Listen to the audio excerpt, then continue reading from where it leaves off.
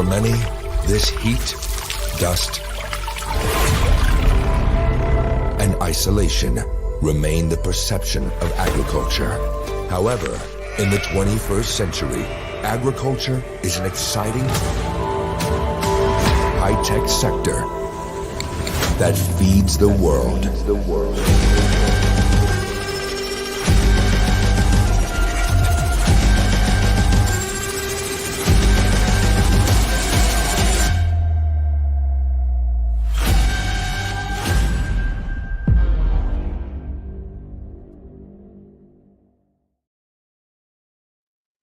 Morning, Louise. Good morning, dear Botha. How are you today? I'm right. I'm back in Nice the Green Cape. Nice to have you back after your interesting assignment up north. Yes. It was very interesting. But it's good to be between the mountains and have some green foliage around me, apart from crops growing under pivots. Okay. Well, today is exciting. We've got a guest today. We've got Isabeau Botha, who is also a well-known agricultural journalist, and she's very active in the wine industry. And she's joining us today after I called her when I saw this article about the new EU changes to their and the new EU label changes and their implications for South African wine producers. So Isabeau has written this article, and she's joining us to tell us a little bit more. Welcome, Isabeau. Good morning. Thank you. Good morning. So, thanks so much for joining us, and it's going to be interesting to hear about this. This article says that from the 8th of December, all wines sold in the EU that were not produced before this date will have to include ingredient, allergen, energy, and nutritional information in all EU languages. So there are a lot of languages in the EU, and how big is this label going to be, and what are the solutions that they've come up with? Please tell us more. Well, yes, in fact, the new law actually prescribes only that 3 of those things must be on the physical label, and that is the intolerance, the allergy, and the energy information, the kilojoules. And the ingredients and the nutrition list can be provided via a QR code that must link to an independently hosted e-label solution. So, yeah, the wonderful thing in South Africa is that, as always, our wine farmers and wine industry, it's quite a active group, and they've already found a solution for that. With regards to the languages, with regards to the languages, that's a bit of a different answer. It seems as if any and every country within the EU can have their own prescription for languages. And that means that exporters that export to more than one country in the EU will have to translate the information into more languages. But there's also a solution for that on the DigiLabel platform. My goodness, it's very interesting. And I mean, that's a massive challenge because there are a lot of languages in the EU. And hats off to the South African wine industry for coming up with a solution for that. Yes, I spoke to 2 producers who have already started with this process. I think most of the exporters have already started. It's quite a time intensive process if you think about firstly getting all this information, having the analysis done in your wine if you haven't done all of that. And then the process of the label design changes, that's also costly, and you have to get approval from the EU, which I think is the most important. So back to the DigiLabel platform. You can find it at digilabel.co.za. And this platform was developed by and for the South African wine and spirit industry. In fact, it was the Wine Spirit Board, WineCheck, and Wines of South Africa, or WOSA, in collaboration with the National Department of Agriculture. And they based this on international examples and analytical results of nutritional values that were shared by various role players also in South Africa. So the first thing is on this platform, which is available at no cost to South African wine producers and exporters. So firstly, there is an energy calculator. That energy calculator is also available on another platform that's already used by wine producers, which is called the Wine online platform. So the routine analysis that wine producers already do mostly already are on that wine platform, and you can just use the energy calculator there and you won't have to do any additional analysis. Then you have the information, and then you can also generate the QR codes with the required information on this platform, and also translation into all EU languages will also be enabled on this DigiLabel platform before the December 2023 deadline. So I think it's a round of applause for collaboration within the wine and agricultural industry in South Africa between producers, industry information organizations, and also government. My goodness, that is phenomenal. I mean, you know, these are big hoops to jump through to get all of that stuff aligned and to comply to the EU, and with all the information that you're explaining. That is quite phenomenal, as you say. A round of applause to them for pulling it together. Pretty cool. I'm on the DigiLabel website at the moment. It's a very basic website at the moment still. It doesn't look like it's really been populated yet. Or can you only see stuff once you've signed up and things like that? Yes. Producers need to sign up and then they can access the information. Oh, interesting. Okay. So how would the end user, either in the EU or the markets in Europe, access this as well? Do they also need to register, and then they would be able to see the stuff, or can anybody pick up a bottle of wine and also access the stuff? Yes, everyone in South Africa, all the South African producers won't necessarily make use of the DigiLabel platform. Many of them work with international providers of similar e-label and QR code solutions. You can also have a look at scantrust.com. That is an international solution provider. They also have a very excellent guide on their website for wineries. So it doesn't matter on which platform this information is hosted. The most important thing is that there would be a QR code on the label, that the label is approved in the EU, and that anyone can access this information with their phone through the QR code, and that it is hosted on an independent platform and not on the producer's website, as you're not allowed to use any marketing platform as such to have this information. And yeah, in the end, it really is a win for the consumer. Consumers who have allergies, or consumers who to whom it is important to know what goes into that bottle, in addition to grapes. And in a way, it could also be beneficial to wine producers who use really good grapes to make their wine, and that we can be sure that nothing's been added to that. So a win for everyone. I've got a question. Incredible.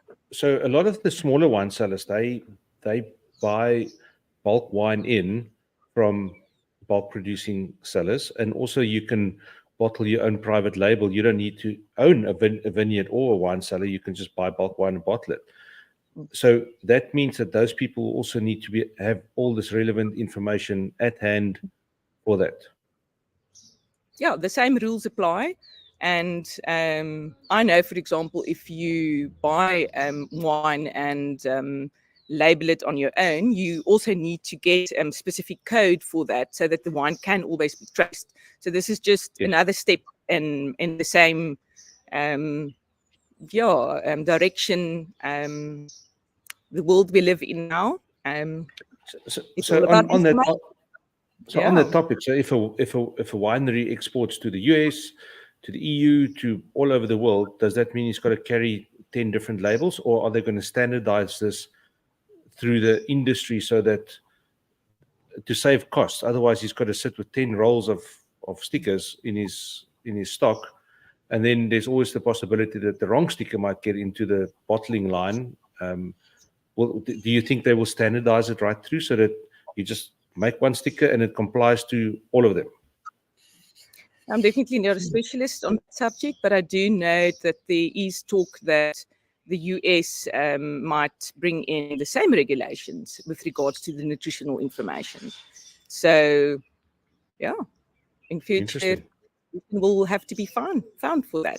So I think one of the biggest concerns at the moment is the uncertainty around these new requirements. And when I did this interview, I spoke to a real specialist, that is Wendy Jonker-Hanekom, and she's involved with the Liquor Product Act. She is the administering officer. And she also asked if there are any wine producers out there who have questions, that they are welcome to contact her directly. That's what Wendy is known for. And yeah, she said that unfortunately they had to interpret many of these requirements themselves from the EU regulation, or they had to rely on other countries' comments and interpretations. And currently the only feedback they get is via the exporters' agents or the importers in the EU who have direct access to their own government. So this is currently the safest way for a producer to make sure that their labels do comply. And yeah, as we all know, exporting wine to the EU anywhere in the world, it's not just something you do on your own. You rely very heavily on agents and importers in the EU. Very important relationships between South African producers and those importers have been built over many, many, many years. So yeah, to come back to what you need to do is, firstly, you need to determine the energy values. You can use the online calculator. You can go to some of the analysis that are already on the wine online platform. And then compliance with regards to language and translation requirements. As we're not 100% sure, and it seems that any country can have their own requirements, you need to first check, verify, and sign off the labels with your agent in the EU or your overseas client. And then also there's a suggestion that you shouldn't add any language to the QR code, so that, yeah, that's readable in any language, and that you have only one QR code per label. And yeah, also lastly, not to print too many labels at once.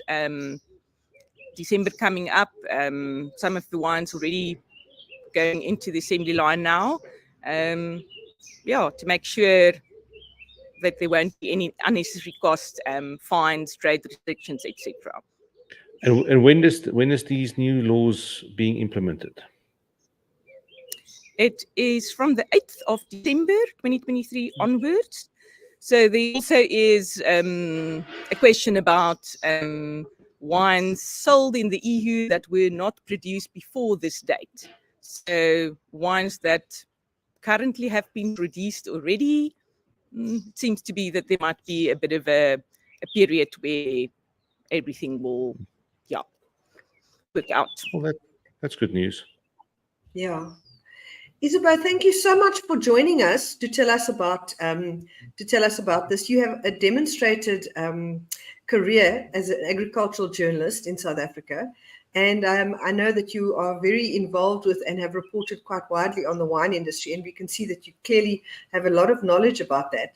So tell us about your new company, or I don't know how new it is, but Isabeau PR and Communications. Tell us a little bit about your journey to there and what you're doing now. We'd love to hear. It's interesting. You can think about that in two ways. Either as an entrepreneur and a new business that's 9 months old. So, yeah, birth pains over and done with. We can now only grow. But also, yes, I've been in the industry for more than 20 years. I'm a qualified journalist, and I also completed my master's in journalism part-time at Stellenbosch University over the last few years. And yeah, I always worked in culture and language, and then eventually found my way back into agriculture, as I was born on a farm. Ek's 'n plaaskind van die Boland, van Flottenburg, as jy wil weet. Okay. And yes, it's been, especially over the past 6 years, really just fantastic to with people in agriculture. People in agriculture inspire me. They always think of a solution first, not of the problem. and especially working in the wine industry. Boer maak 'n plan, eh? Boer maak 'n plan. It's a story. It's farmer making plans and finding solutions. It's definitely always been like that. Yes, and I think working with winemakers directly, it's interesting to see agriculture through their eyes, but with the heart, Yes. creative, but also with the scientific brille. Wonderful. So Wonderful. yeah, and I think So- to just So tell is there any- stories. Stories. Is there any cool projects you're working on or stories that you may share at this stage? Yes, I've been involved with the cultivar group Sauvignon Blanc South Africa for the past 5 years, and it is award season time, as you know, in the wine industry. And currently we have our top 20 finalists that have been announced, and on the 25th of October we will announce the winners of the FNB Sauvignon Blanc South Africa top 10 competition. And yeah, I think with Sauvignon Blanc, I think there are many wine drinkers in South Africa, like me, even though I grew up in a farm, who grow up with a certain idea of what wine is and what it should be. And sometimes you have a preference for a certain cultivar and you don't really give another one a chance. But I think we should all be more open to learn more about the different cultivars in South Africa and to learn more about the influence of terroir. And also with Sauvignon Blanc, where you mostly won't associate Sauvignon Blanc with older vintages Aged wines. and and also wooded wines and aged wines. I think that's really something that has already changed in South Africa, and I would just advise give those wines a chance. You might be really surprised. We recently presented the international Sauvignon Blanc competition, the Concours Mondial de Sauvignon in South Africa. It is the biggest Sauvignon Blanc competition in the world. It was the 14th edition, and it was the first time ever that it was presented outside of Europe. And to bring such a competition to South Africa really is amazing. It actually means that the wine world and the Sauvignon Blanc world and Europe see what's happening in South Africa when it comes to innovation. And our winemakers, they won't stand back, and we make excellent wine, and people should be willing to pay a price for those excellent wines as well. Just because we live in the wine industry doesn't mean that we can't make wine. I can't make wine. So if I want someone to make use of my services and I believe I can write a good article, it's the same with wine. So so from wine to more wine and to honey and to meat, I can tell you a bit more about another project that I'm involved in. I've been a member of the Agricultural Writers South Africa organization for also about 5-6 years, and I currently am on the committee of the Garib region, which is the whole of the Western Cape, Northern Cape, Southern Cape, Eastern Cape. And I think it's a wonderful organization to belong to. I think if it weren't for that organization, the three of us won't be having this conversation this morning. Absolutely. We've never met in person, but it's wonderful to be able to join you online. And the Agricultural Writers South Africa, it's just a volunteer organization for all communicators who are working in agriculture and love to tell stories about agriculture. And one of the projects that's been going for many, many, many decades is the annual awards for Farmer of the Year, Agriculturist of the Year, and New Entrant to Commercial Farming. And first there is a provincial round, the north of the country and the south of the country, and then the national awards. So last Friday evening in Durbanville, we had the Garib Regions Awards. And Yeah, I can tell you a little bit more about the 4 nominees and 4 finalists now for the national awards. That is Farmer of the Year, the Delico group, the Trutter family from Rebecca Steele. And they're clients of ours as well. Wonderful. And then in the new entrant to commercial farming in the Western Cape, Klein Goederust Wine Farm in Franschhoek. Wonderful story. Paul Segupka and his family. And yeah, Paul also grew up on a wine farm as the son of a farm worker. And his mother also has a wonderful story working in the wine cellar. And she is the inspiration behind Paul's journey to eventually buy this farm. The farm recently won a wonderful competition for the authentic South African experience. And yeah, please go visit Goederust outside Franschhoek. And then Beloved Honey from, well, all over South Africa. In fact, it is a very special model of entrepreneurship for rural areas. And this is the brainchild of Lesego Holtzapfel. And she currently supports about 40 beekeepers in the Northern Cape, in the Lang Eiland, Keimus, and other areas. And yeah, if you want to have some lovely honey, Beloved Honey, that's the answer. You can have a look at their website as well.